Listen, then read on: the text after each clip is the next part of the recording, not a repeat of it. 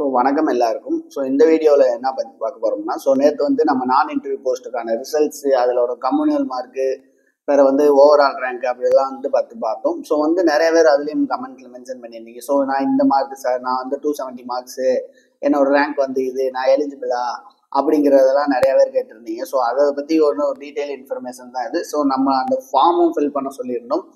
அந்த இதில் வந்துட்டு 165 மெம்பர்ஸ் வந்து ஃபில் பண்ணியிருந்தீங்க. நிறைய பேர் இருக்கனால வந்து இண்டிவிஜுவலாக அவங்களுக்கு சென்ட் பண்ண முடியாது. இந்த வீடியோஸில் வந்து நீங்கள் எந்த மார்க் எடுத்திருந்தா நீங்கள் வந்து கவுன்சிலிங் எலிஜிபிள், அதே மாதிரி எந்த ரேங்க் எடுத்திருந்தீங்கன்னா எலிஜிபிள் அப்படிங்கிற ஃபுல் டீட்டெயில் சொல்ல போகிறோம்.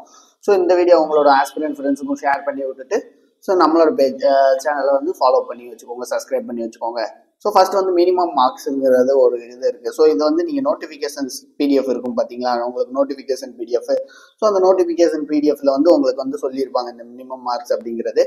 உங்களுக்கு நார்மலாக வந்து ஜென்ரல் ஸ்டடீஸ் ஒரு பேப்பர் இருக்கும், அது போக வந்து உங்களுக்கு சப்ஜெக்ட் பேப்பர் அப்படிங்கிறது வந்து ஒன்று இருக்கும், உங்களோட டிகிரி பேப்பர். ஓகேவா? இந்த சப்ஜெக்ட் பேப்பர், இந்த ஜென்ரல் ஸ்டடீஸ் பேப்பரை சேர்த்து வந்து உங்களுக்கு 450 மார்க்ஸ் வந்து நீங்கள் எழுதியிருப்பீங்க. ஓகேவா? மொத்தமாக 450 மார்க்ஸுக்கு எழுதியிருப்பீங்க. இதில் மினிமம் மார்க்ஸ் அப்படின்னு பார்த்தீங்கன்னா 135 மார்க்ஸ். ஓகேவா? அதாவது நீங்கள் எஸ்சி எஸ்டி கேண்டிடேட்ஸாக இருக்கீங்க, டிஎம்சி பிஎம்சி இந்த மாதிரி கேண்டிடேட்ஸாக இருக்கீங்கன்னா உங்களுக்கு வந்து இந்த 450க்கு வந்து 135 மார்க்ஸ் வந்து நீங்கள் எடுத்துருக்கணும், கண்டிப்பாக எடுத்துருக்கணும். அது போக வந்து மற்ற கேட்டகரி ஸ்டூடெண்ட்ஸுக்கு வந்து 180 மார்க்ஸ் வந்து நீங்கள் எடுத்துருக்கணும். அதர் கேட்டகரிஸே பிசி எம்பிசி இந்த மாதிரிலாம் இருக்காங்க இல்லையா, இவங்களாம் வந்து 180 மார்க்ஸ் வந்து எடுத்துருக்கணும். இந்த 450க்கு வந்து 180 மார்க்ஸ் வந்து எடுத்துருக்கணும். ஓகேவா? இது வந்து மினிமம் பாஸ் மார்க். ஓகேவா? இதுக்கு கம்மியாக எடுத்துருந்தீங்கன்னா கண்டிப்பாக நீங்கள் வந்து குவாலிஃபை இல்லை. வந்து நீங்கள் வந்து கன்சிடர் அஸ் அ ஃபெயில் அப்படிங்கிறது வந்து அந்த நோட்டிஃபிகேஷன் பிடிஎஃப்ல வந்து மென்ஷன் பண்ணியிருப்பாங்க. ஓகேவா? இப்போ இது ஒரு மார்க் ஷீட் பார்த்துக்கோங்க. இவங்க வந்து 235 மார்க்ஸ் எடுத்திருக்காங்க. இவங்க வந்து பாஸ் கேட்டகரியில் தான் வருவாங்க. இவங்களோட ஓவரால் ரேங்க் வந்து 1749. ஓகே, ஓவரால் ரேங்க்னா நான் சொன்ன மாதிரி தான். எத்தனை கேண்டிடேட்ஸ் எழுதியிருக்காங்களோ அந்த கேண்டிடேட்ஸில் இவர் எத்தனாவது ரேங்க் அப்படிங்கிறது. அதே மாதிரி கம்யூனியல் ரேங்க்னா அவங்களோட பர்டிகுலர் கம்யூனிட்டியில் அவங்க வந்து எந்த ரேங்க் அப்படிங்கிறது வந்து சொல்லியிருப்பாங்க. இந்த ஸ்பெஷல் கேட்டகரி ரேங்க் அப்படின்னா என்னன்னா, ஸ்பெஷல் கேட்டகரி இப்போ அவங்க வந்து விஷுவலி சேலஞ்சராக இருக்காங்க, இல்லை ஃபிசிக்கலி சேலஞ்சராக இருக்காங்க, இல்லை எக்கனாமிக்கலி வீக்கர் செக்ஷனாக இருக்காங்க அப்படிங்கிறது தான் வந்து அவங்க அந்த கம்யூனிட்டியில் வந்து அந்த கேட்டகரியில் வந்து இவங்க எத்தனாவது ரேங்க் அப்படிங்கிறத வந்து மென்ஷன் பண்ணியிருப்பாங்க. இந்த 3 மார்க்ஸ் அப்படிங்கிறது வந்து இந்த சப்போஸ் இவங்க வந்து இதில் வந்து அந்த சாட்டிஸ்ஃபை பண்ணலை அப்படின்னா மென்ஷன் பண்ணியிருப்பாங்க. அவங்க மினிமம் மார்க் சாட்டிஸ்ஃபை பண்ணலை அப்படிங்கிறத வந்து மென்ஷன் பண்ணியிருப்பாங்க. இது வந்து அக்ரி ஆஃபீஸருக்கான ரிசல்ட் இது. ஜென்ரலாக வந்து எல்லாருக்கும் இப்படி தான் இருக்கும், அதனால தான் இந்த இதை வந்து காமிக்கிறேன். இப்போ கவுன்சிலிங் எலிஜிபிலிட்டி. என்னென்ன மார்க்ஸ் எந்த ரேங்க்குக்கு வந்து கவுன்சிலிங் எலிஜிபிலிட்டி அப்படிங்கிறத வந்து நம்ம பார்க்கணும். ஃபர்ஸ்ட் வந்து மார்க்ஸை பற்றி பேஸ் பண்ணுறேன். நான் சொன்னேன் 2 கேட்டகரி. ஓகேவா? எஸ், நான் சொன்னேன் 2 கேட்டகரி, 135 மார்க்ஸ் ஒன்று, 135 மார்க்ஸ் ஒன்று. இன்னொன்று வந்து 180 மார்க்ஸ். ஓகேவா?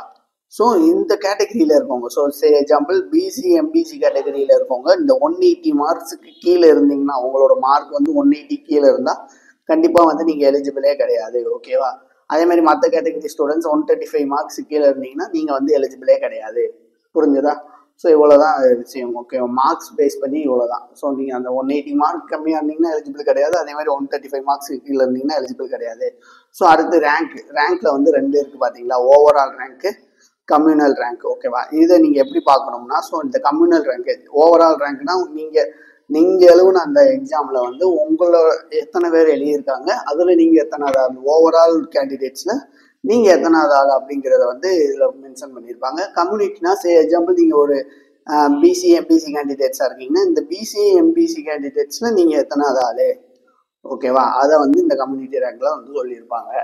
இப்போ இந்த என்னோட கம்யூனிட்டி ரேங்க்கு, ஓவரால் ரேங்க்கு, அதை வச்சு நான் என்ன சார் பண்ணுறது, எப்படி எலிஜிபிலிட்டி செக் பண்ணுறது அப்படின்னு பார்த்தீங்கன்னா, நீங்களாம் வந்து நோட்டிஃபிகேஷன் பார்த்துருப்பீங்க. ஓகேவா? நோட்டிஃபிகேஷனில் வேக்கன்சி இந்த மாதிரி போட்டிருப்பாங்க. ஓகேவா? உங்களுக்கு அந்த போஸ்ட் இங்கே போட்டிருப்பாங்க. அதே மாதிரி கேட்டகரி போட்டிருப்பாங்க. அதே மாதிரி உங்களுக்கான வேக்கன்சிஸ் இப்படி போட்டிருப்பாங்க. ஓகேவா? இப்போ இங்கே எக்ஸாம்பிள் உங்களோட இப்போ வேக்கன்சி பார்த்தீங்கன்னா இங்கே வந்து ஒரு 10 இருக்குன்னு வச்சுக்கோங்க. பிசி கேட்டகரிக்கு வந்து 10 இருக்குது அப்படிங்கிறது வச்சுக்கோங்க. எக்ஸாம்பிள் பிசிக்கு வந்து ஒவ்வொரு போஸ்ட்டுக்கும் ஒவ்வொரு வேக்கன்சிஸ் போட்டிருப்பாங்க. பிசிக்கு வந்து 10 அப்படிங்கிறத வந்து போட்டிருக்காங்க அப்படின்னு வச்சுக்கோங்களேன். சப்போஸ் இப்போ உங்கள் கம்யூனிட்டி ரேங்க் வந்து 35 இருக்குது அப்படின்னா நீங்கள் பார்த்துக்கோங்க. உங்களோட கம்யூனிட்டியில் இருக்க 10 மெம்பர்ஸுக்கு தான் சீட் இருக்குது, பட் உங்களோட ரேங்க் வந்து 35.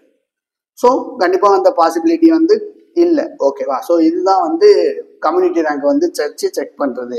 ஸோ எத்தனை பேரை கவுன்சிலிங் கூப்பிடுவாங்க? மேபி உங்களை இந்த 35th ரேங்க்ல நீங்கள் இருக்கீங்கன்னா உங்களை வந்து கவுன்சிலிங் கூப்பிட சான்சஸ் இருக்கு.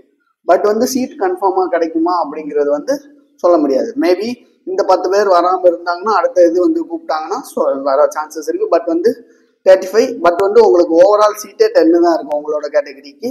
ஸோ பட் நீங்கள் கம்யூனிட்டி வைஸ் 35th ரேங்க்னா ஸோ கண்டிப்பாக பாசிபிள் கிடையாதுங்கிறது தான் ஒரு இது. ஸோ ஓவரால் ரேங்க் வச்சு தான் வந்து ஜென்ரலாக வந்து கவுன்சிலிங் கூப்பிடுவாங்க. ஸோ இது வந்து உங்களோட சீட் அலாட்மெண்ட்டுக்கு கம்யூனிட்டி ரேங்க் எடுப்பாங்க. புரியுதா? சீட் அலாட்மெண்ட்டுக்கு கம்யூனிட்டி ரேங்க் எடுப்பாங்க.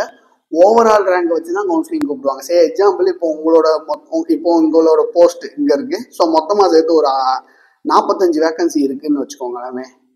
ஸோ 45 வேக்கன்சி இருக்கு. ஸோ 45 வேக்கன்சினா 1:3 ரேஷியோவில் தான் உங்களுக்கு வந்து கவுன்சிலிங் வந்து கூப்பிடுவாங்க. 1:3 ரேஷியோ அப்படின்னா என்னன்னா 45 × 3 எவ்வளோ? 120, 135. ஓகேவா? 135 மெம்பர்ஸை வந்து கவுன்சிலிங் கூப்பிடுவாங்க. இது அதிகபட்சம் வந்து 225 மெம்பர்ஸ் வரைக்கும் வந்து கவுன்சிலிங் கூப்பிடுவாங்க. 1:5 ரேஷியோவில் கூட சில நேரம் கவுன்சிலிங் கூப்பிடுவாங்க. ஸோ அப்போ வந்து இங்கே வந்து உங்களோட ஓவரால் ரேங்க் வந்து நீங்கள் செக் பண்ணணும். ஸோ ஓவரால் ரேங்க் வந்து இந்த 225க்குள்ளே நீங்கள் இருந்தீங்கன்னா உங்களுக்கு வந்து கவுன்சிலிங் கூப்பிட வந்து சான்சஸ் வந்து இருக்கு. ஸோ பட் வந்து கம்யூனிட்டி ரேங்கை வச்சு தான் இந்த சீட் அலாட்மெண்ட் பண்ணுவாங்க. ஸோ எக்ஸாம்பிள் நீங்கள் 10 அப்படிங்கிறது தான் உங்களோட கம்யூனிட்டிக்கான இதுன்னு வச்சுக்கோங்களேன். ஸோ 35ல இருக்கீங்கன்னா ஸோ அந்த பாசிபிலிட்டி நீங்கள் தான் பார்த்துக்கணும். ஸோ இந்த மாதிரி தான் வந்து உங்களோட ஓவரால் ரேங்க் கம்யூனிட்டி ரேங்கை வச்சு நீங்கள் வந்து செக் பண்ணிக்கணும்.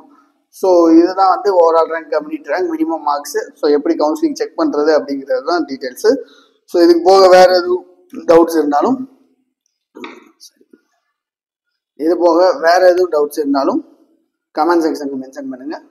உங்களோட ஃப்ரெண்ட்ஸ் அண்ட் ஆஸ்பிரண்ட்ஸ்க்கும் ஷேர் பண்ணி விடுங்க.